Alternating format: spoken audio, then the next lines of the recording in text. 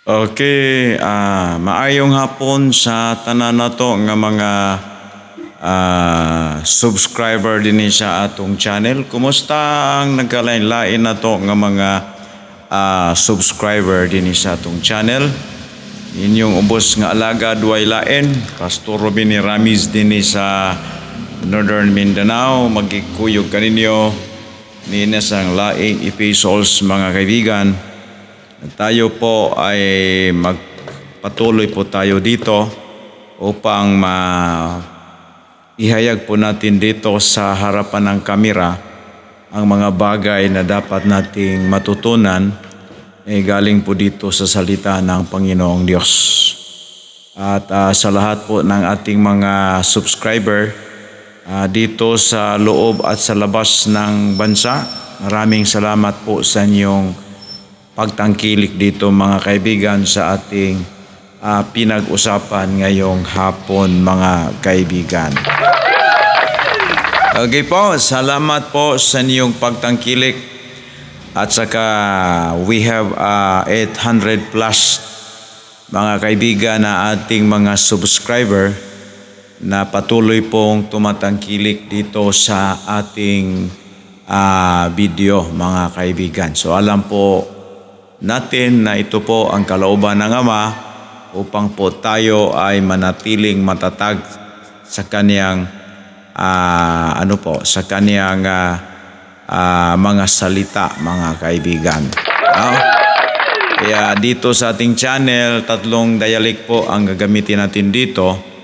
Gumamit po tayo ng Tagalog at saka Bisaya mga kaibigan. Kasi alam po natin na marami pong hindi makaintindi sa Bisaya at mayroon pong makaintindi po sa Tagalog. Kaya pinaghalo po natin dito ang ating pagpipreach mga kaibigan sa salita ng Panginoong Diyos mga kaibigan. Okay, so ito pong yung lingkod. Bago po tayo magpatuloy, manalangin po tayo. Heavenly Father Elohim, in the name of the Lord Jesus Christ, your only begotten Son, we ask your mercy this afternoon. Father, use us, Father. Use me, Father, for your glory and honor. Anoint me, Lord, and all our viewers, subscribers, Lord, bless them also. We ask your mercy to continue to speak to them, Father, being a living instrument for your glory and honor. Use me, Father. In Jesus' name I pray. Amen. Okay, mga kaibigan ko. Kaganina, atong gihisgutan ang mahitungod sa white throne judgment, no? Baliko na ako ang white throne judgment, usa kani kahukmanan sa mga wala nga luwas mga kaibigan. Usa kini kahukmanan, ang white throne judgment, hukmanan kini sa mga kanding. Diba? Because ang Matthew chapter 25:31 to 46, dalawa pong ore doon, no? Dalawa pong hayop na amgid po ni Kristo, tupa at saka kambing. So yung tupa ay doon po siya haharap sa bima judgment seat of Christ. At ang layunin po doon is to receive the award.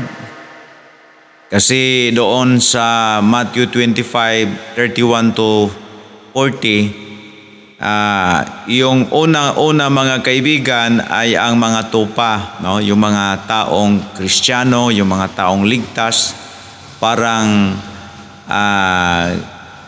tupa po, sabi po ni Kristo. So, malinaw dito mga kaibigan kasi yung tupa ay sabi po ni Jesus Christ na ang akong mga karnero nagapataling sa akong tingog, nakaila ako kanila og sila nagasunod kanako. Ayan. So malinaw po dito na yung tupa ay alam po natin yung mga ligtas. Yung mga ligtas, mga kaibigan, no? At saka hindi ay ang mga taong hindi ligtas ay sabi po doon like a kambing. Yung kambing, mga kaibigan. Dalawa pong judgment pong ibig sabihin po doon sa Matthew 25. So siguro sa mga video na ating napakinggan, mga kaibigan, alam po natin na yung Bema Judgment Seat of Christ ay para po ito sa mga tupa. Para po ito sa mga ligtas. At doon po ay sila tumatanggap ng 5 crowns. Kaya doon, sabi po ni Jesus Christ, "Well done, good and faithful servants," mga kaibigan. Iyan ang ating mapakinggan doon sa Bema Judgment Seat of Christ, mga kaibigan. Word of appreciation, no? Yung sabi ko, yung tingnan mo Matthew 25:31 hanggang 40, lahat po yun puro appreciation po doon sa mga tupa. Yan. At saka 41 hanggang 46, mga kaibigan, ito na po ang hatol ng Diyos doon sa mga kambing. Yan. At ang hukmanan po doon ay white throne judgment, mga kaibigan. Yan. Yan. So malinaw na, malinaw. Hindi na tayo nag-aalilangan, no? Dili na tayo maglibog pa, di na ta malibog pa kay nahibaluman ta nga katong Bema Judgment Seat of Christ para man to sa mga nangaluwas, no? Para to sa mga nangaluwas. Muna yung Bible, "Well done, good and faithful servants." No, yung Bema Judgment Seat of Christ ay yan, mga kaibigan, ang judgment po for award. May 5 crowns po doong mina-mention, mga kaibigan. Ang una, James 1:5, James 1:30, James 1:12. Yung naka-endure kahit mahirap talaga ang kanilang pag-serve sa Panginoon, pero sila po ay naka-endure, sila po ay makatanggap doon sa Bema Judgment Seat of Christ na crown of life. Lahi pong eternal life, i-clarify po natin dito, lahi yung iba yung eternal life at iba po yung crown of life. Kaya sa pag-study ng Bible, dapat po tayo, marunong po tayo dividing the word of truth, mga kaibigan. Marunong po tayong mo-divide po sa truth, mga kaibigan. Hindi po pwedeng ato arang usahon. Ayan. Bakit marami ngayong nagkamali? Kasi pag makabasa sila diha, ilan ang i-assume nga mauna to? Nasaypiyat na mga igala, no? So ang eternal life, i-clarify po natin, ang eternal life ay isa po itong biyaya, isa po itong tawag natin bigay, mga kaibigan, sa pamagitan po ni Jesucristo. So pag ikaw po ay mayroong eternal life at saka hindi ka maka-endure sa mga hardship dito sa mundong ibabaw, makapunta ka sa heaven, mga kaibigan, pero wala kayong crown of life. Kasi yung mga taong maka-receive doon, makatanggap, mga kaibigan, yung mga taong hanggang sa huling hininga ay sila po ay nanatiling tapat sa Panginoon. Hindi sila po umaatras. Sila po ay nagpatuloy hanggang sa huling hininga sa pagsiserve po kay Jesus Christ. Sabi po doon sa James 1:12, sila po ay makatanggap ng crown of life. Pwede kang moadtog langit kay nakadawat man ka sa eternal life. Pwede kang moadtog langit, moadto jud kag langit, pero dili ka ka-endure, naa ka sa langit pero wala kay crown of life. Kasi yung crown of life ay isa po itong gift. Isa po yan. Hindi po ito gift. Isa po itong reward sa mga naka-endure, mga kaibigan. Ayon po doon sa James 1:12. Ikalawang crown, mga kaibigan, na matanggap sa isang ligtas doon sa Bema Judgment Seat of Christ, yung incorruptible crowns. Doon natin mabasa sa Romans 9:25.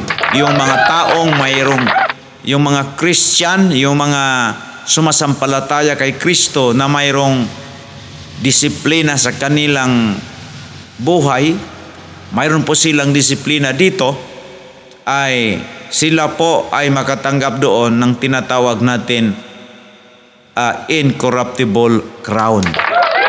So yan ang ating tatandaan. Ang ikatlo naman, ang crown of rejoicing. Ano po yung ugali ng Kristiyanong makatanggap dito ng crown of rejoicing? Yung mga Christian, mga kaibigan, ay na-involve po sa evangelism. Yung mga Christians po ay maraming in-invite na mga friend, at yung mga friend po nila ay naligtas, tapos nagiging bahagi sa kaharian ng Diyos sa heaven. Mga kaibigan, yung Christian na yan ay marami pong matanggap doon na tinatawag crown of rejoicing. Yung soul winner. Yung mga Christian na soul winner, mga kaibigan. Yan. Ikaapat, mga kaibigan, crown of righteousness sa 2 Timothy chapter 4 verse 8, mga kaibigan. Yung mga taong naghihintay sa pagbabalik ni Kristo, mga kaibigan, na sila po ay makatanggap ng crown of righteousness. At saka panglas po, ikalima po, yung mga pastor na nagiging tapat sa Panginoon hanggang sa huling hininga, ay sila po ay makatanggap ng tinatawag nating crown of glory. Doon sa 1 Peter 5:4 na ito pala ang matanggap ng mga taong naligtas ngayong buhay pa sila. Yan ang ating malinaw na pagkaintindi dito sa Bema Judgment Seat of Christ. Now, doon po sa White Throne Judgment. Yung White Throne Judgment, mga kaibigan, alam po natin, ito po ang hatol ng mga hindi ligtas. Yung mga kanabang dili luwas, no? Kadtong dili luwas ng mga tao, pagkamatay anak nila karon, giklaro man na sa Lucas nga inig kamatay anang wa maluwas karon, didto man na isulod ang ilang kalag didto adtong Hades. Giklaro man na sa Lucas 16 nga matud pa diya og namatay, Lucas 16, 19, 22, 24 nga og namatay unya gidala sa og namatay si Lazaro, gidala sa angel ang iyang kalag dito sa iliran ni Abraham. Pero katong Abraham nga bosom, gidala naman to pagkamatay ni Kristo, nabanaw siya, idala naman to sa heaven. So prove na ron nga ang tanang mga ligtas ay tuan na sa langit karon, mga kaibigan. Yung rich man na natili doon sa Hades. Then namatay ang dato, dito pud paingon ang iyang kalag sa Hades, unya gihulagway diha nga nag-antos gud siya tinuod, no? Pertig yung antos, mga kaibigan. So kadtong mga kalag karon nga naa sa Hades, pag abot unya sa final judgment, habwa untos unya tagaan to og incorruptible body, unya patubangon dito sa White Throne Judgment. Unya katong White Throne Judgment, mga higala, mao to ang hukmanan sa mga wa maluwas. Sa Revelation 20:11 to 15, hukmanan gina sa wala maluwas. So tanan nga wala maluwas adto ato ibutang, adto mo atubang. Dayon balikon ako ang tumong sa maong hukmanan aron pagsukod sa kainiton sa kalayo sa impyerno. No? Kay naa may tulo ka klaseng kalayo sa impyerno, green, pula o katong itom. Gusto nga sa impyerno ang masterminds kabuang si Satanas dayton na ibutang.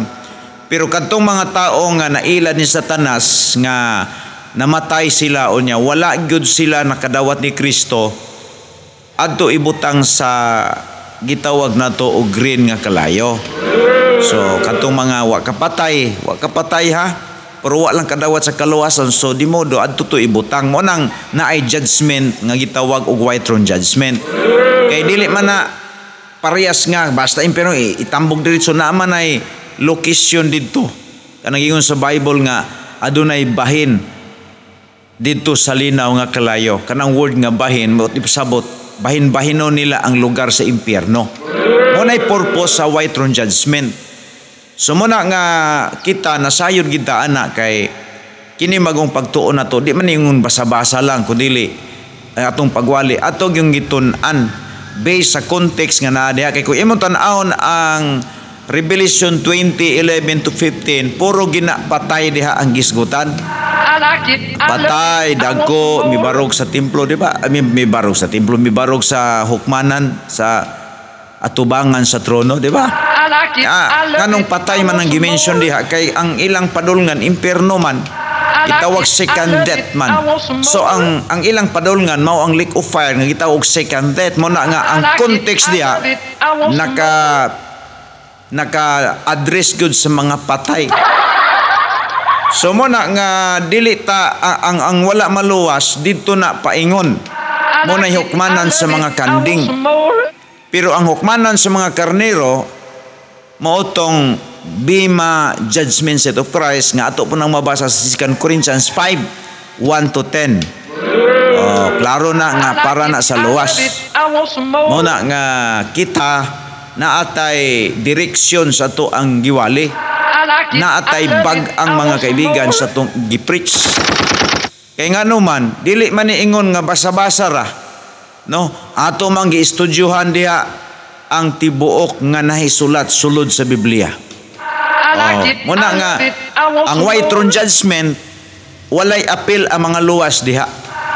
Mauna ang mga hukmanan sa wala mga luwas. So kung ikaw wala maluwas, ini kamatay nimo, mo diretsong imong kalag sa Hades, dayon habwaon tong kalag nimo ipaatubang sa white throne judgment, dayon kini nga hukmanan ang purpose ani pagsukod sa gidak-on sa imong lugar sa impierno, pagsukod pod sa kiiniton sa kalayo dito sa impierno. So mo na ang tumong, mo na ang purpose nganong adunay white throne judgment. Pero kini mga tao nga naa diha sa white throne judgment mo atubang didto ginapaingon sa lake of fire. Why mahilangit diha kay unbeliever judgment. Hinumdumi ha nga didto gikuha tong mga kalag sa Hades. So gi-transfer lang ang ilang lugar dito sa lake of fire. No, muna nga dili kita maglibog ana. No, di kita maglibog. Muna kinahanglan kita og tinaw nga explanation anang bima judgment o kining white throne judgment.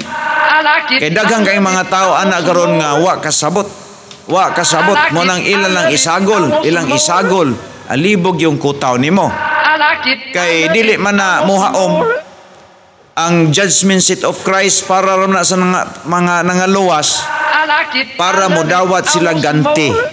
Pero kaning white throne judgment ang gikusgon sa kalayo sa impierno ang tumpong ana siyempre na nakapatay usa.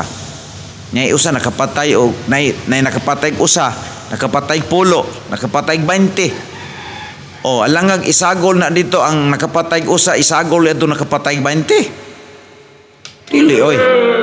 Kay ingon ang Ginoo ang iyang hukom matarong ug makatarunganon. Ay uban diha wala kapatay tuod pero kadawat sa kaluwasan alang ibutang adtong nakapatay 10. Dili na mao. Alangan naay kuan diha naay kanang naay nakapatay og 50 ka tawo. Alangan pug iya pong isagol dito adtong wala kapatay. Di injustice ang Ginoo. So ngano man ang naamay white throne judgment kay ang purpose ana katong nakapatay og daghan adto ibutang sa kusog ang kalayo. Katong wala kapatay unya wa kaanggo sa kaluwasan dito ibutang adtong lugar nga giingon nga pinakahinay nga kalayo nga green ang kolor. So mo nay purpose sa white throne judgment. Mo nang gitawag natog unbelievers judgment. muna mga higalang ang tinaw na tong pagpasabot diha. Una nga kung imo tanan ang mao nga context gikan diha sa 11 Revelation 20 verse 11 to 15 ang gimension kanunay diha patay ngano man ang ilang destination ana ang second death mga kaibigan, no? Mo na yung doktrina na to arrangement kayo na arrange ba, so kung naluwas ka di na ka maatubang diha adto ka maatubang sa Bema Judgment Seat of Christ. Usay purpose for reward mga kaibigan. Mo nang ang tao nga Kristohanon nga magtinarong gid siya kay dunay mga award nga gitagana sa Dios nila. 5 guna ka korona nga maangkon sa tao alang sa mga naluwas. So mo na nga kita kay tin-aw man ang atong nasabtan, mao na nga grabe pod ang atong paningkamot, atong pagkakugi sa pagpadayon sa pagbandilyos pulong sa Ginoo. So iawat na lang ni makatabang ni sa uban nga naglibog kay daghang nalibog ana. Muna nga ako yung gipaningkamutan og vlog para mahimong tin-aw ang kamatuoran nga atong mabasa diha sa Biblia mga kaibigan. Inyong ubos nga lagad way lain, Pastor Robin Irames, ang Dios magapanalangin kanatong tanan, to God be the glory.